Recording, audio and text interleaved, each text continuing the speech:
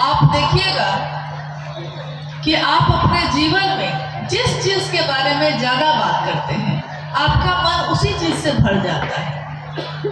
अगर संकीर्णता की बात करिएगा तो संकीर्णता से भरेगा।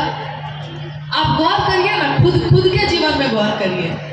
मतलब खुद के जीवन में गौर करने पर मुझको याद आया कि एक जगह मैंने कहीं पढ़ा था कि एक गुरु ने अपने शिष्य को, जब वो घर जाने लगा गुरुकुल से, अपने आश्रम से जब वो घर जाने लगा तो उसने कहा कि गुरु कुछ ऐसा दीजिए कि मैं घर जा रहा हूँ, फिर आऊँगा, तो कुछ ऐसा दीजिए जिससे मेरा ज्ञान और बढ़े, मुझको और ज़्यादा ज्ञान प्राप्त हो। तो गुरु ने उसके एक दर्पण दिया, आईना जिसको हम लोग कहते हैं, एक दर्पण दिया और कहा कि इस दर्पण में तुम किसी की भी जो उसके अंदर बुराई है, वो अगर ये दर्पण तुम्हारे पास है, अगर तुम देखना चाहोगे तो उसकी बुराई तुमको दिख जाएगी, पता चल जाएगा। अब वो दर्पण जब मिल गया उस शिष्य को तो उसने सबसे पहले क्या किया, उस दर्पण को पहले गुरु की तरफ घुमाया तो देखता है कि दर्पण में गुरु में भी कुछ बुराई है।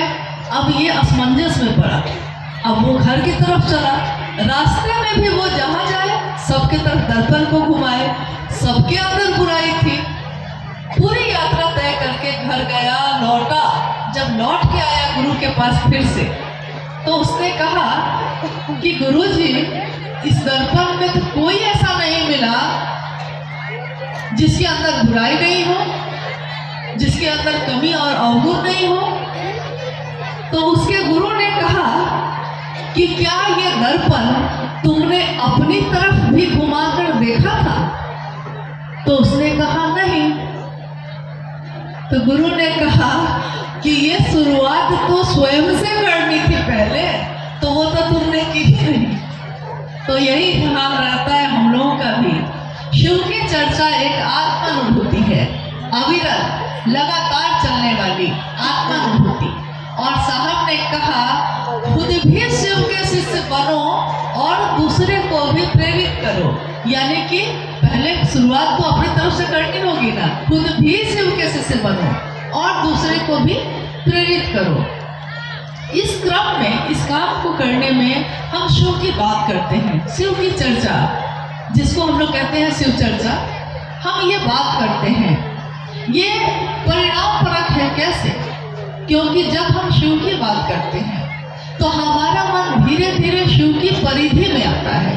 क्योंकि शिव की परिधि में, शिव के घेरे में रहे बिना शिव की बात न तो आप कर सकिएगा, न तो कोई वो बात सुन सकेगा। सुनने वाले को भी शिव की परिधि में अपने मन को रखना होगा, तभी उसके मन में प्रवेश कर सकेगा। आज हम लोग इतने लोग हैं यहाँ और सब कोई हम लोग बात कर रहे हैं। आप बताइए, कोई ज्यादातर लोग तो शांति से बैठे हैं, कुछ लोग हलचल में हैं। तो जो हलचल में है, यहाँ से मैं लाख कुछ भी अच्छी बात कहूँ, कितनी भी बड़ी बात कह दूँ, लेकिन मन अगर हलचल में है आपका, तो आपके मन में वो बात प्रवेश करेगी ही नहीं। क्योंकि मन तो महादेव के घेरे में हुआ ही नहीं, तो ये नहीं हो सकेगा। तो शिव की चर्चा जब हम करते हैं तब भी, कोई सुनता है तब भी, यानी कि ये एक ऐसी विधा है जिसके बारे में शिष्यानुभूति कहती है। साहब की लिखी हुई पहली किताब छोटी सी जो 1990 में उन्होंने लिखी थी, शिष्यानुभूति ये कहती है कि शिव की चर्चा स्वयं को और समूह को, स्वयं यानी मैं खुद जो शिव की बात कर रहा है, समूह यानी वो जो शिव की बात सुन रहे हैं, दोनों को शिव भाव से आप्लावित करती है, शिव भाव से भर देती है। और अगर ये नहीं हुआ तो शिव की चर्चा करने का कोई तात्पर्य नहीं, कोई परिणाम नहीं। तो ये एक ऐसी आत्मानुभूति है, जितना आप उस शिव की बात करते जाएंगे, आपका मन उस शिव से भरता जाएगा। संकीर्ण की बात करने वाले का मन संकीर्णता से भरता है। देखिएगा आप, जो हमेशा किसी चीज में नकारात्मक देखेंगे, धीरे धीरे उनका मन भी नकारात्मक हो जाता है, फिर वो किसी पे विश्वास नहीं करते।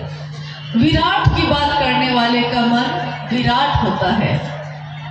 बड़े दिल वाले की बात सुनिएगा तो वो कभी संकीर्ण नहीं बात करेगा, वो पूरे समाज की बात करेगा। तो विराट की बात करने वाले का मन विराट होता है, और शिव की बात करने वाले का मन उसका शिव जैसा होता है, शिव होता है। तो हम जितने शिव की बात करेंगे, ये बात हमको स्वयं से शुरू करनी होगी। हम दूसरों से तो कहते हैं कि वो इसकी बात करता है, उसकी बात करता है, लेकिन क्या हमने कभी अपनी तरफ देखा है?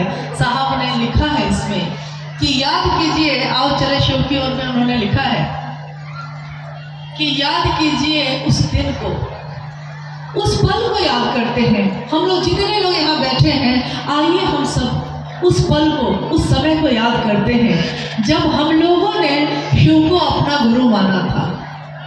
साहब लिखते हैं, कितना निश्चल था आपका मन, कितने अच्छे मन से आपने शिव को गुरु बनाया था। आपने सोचा था कि खुद भी शिव के शिष्य बनेंगे और दूसरों को भी बनाएंगे। आह, कितनी अच्छी बात है ये। लेकिन कुछ वर्ष क्या बीते, मोहब्बत, प्यार तिजारत में बदल गई, व्यापार में बदल गया। मेरा क्षेत्र तेरा क्षेत्र, मेरा एरिया तेरा एरिया, मेरे लोग तुम्हारे लोग, पता नहीं क्या क्या में बट गया। शुरुआत हुई थी प्यार से, मोहब्बत का रास्ता था ये, मोहब्बत का रास्ता है, और तिजारत कब आ गई पता ही नहीं चला। तो आप हमेशा याद करिए उस समय को कि जब हम लोगों ने शिव को अपना माना था। तो इस रास्ते को हम भूल न जाएं। याद कीजिए उनके बोले हुए उस बात को। उन्होंने कहा कि एक वो लोग थे, ये मेरी वाणी नहीं है, ये उस साहब की वाणी है जिन्होंने हमारे मन प्राण में उस शिव को उतारा है। उन्होंने कहा है, कहते हैं ना, शब्द की मार से गुरु जगा देते हैं। शब्दन मार जगाए दियो रे, गुरु पैया लागू नाम लिखाए दियो रे। शब्द की मार से वो गुरु जगा देता है।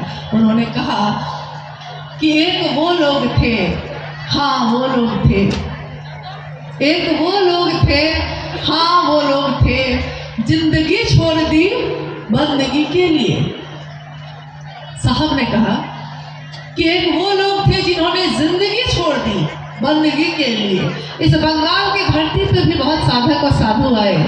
आप उनके जीवन को उठाकर देखिए, उनके जीवन में वो सब कुछ लौकिक चीज़ें प्राप्त कर सकते थे, लेकिन उन्होंने अपनी बंदगी के लिए, अपने आराध्य के लिए वो सारी चीज़ें छोड़ दी, छूट गई उनसे, क्योंकि वो उनका आराध्य इतना भारी था उनके ऊपर कि वो सारी चीज़ें स्वतः छूट गई।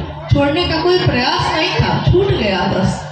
वो उसी पे उन्होंने कहा कि जिंदगी छोड़ दी बंदगी के लिए, एक तू भी तो है, एक तू भी तो है, हाय अफसोस है, बंदगी छोड़ दी जिंदगी के लिए।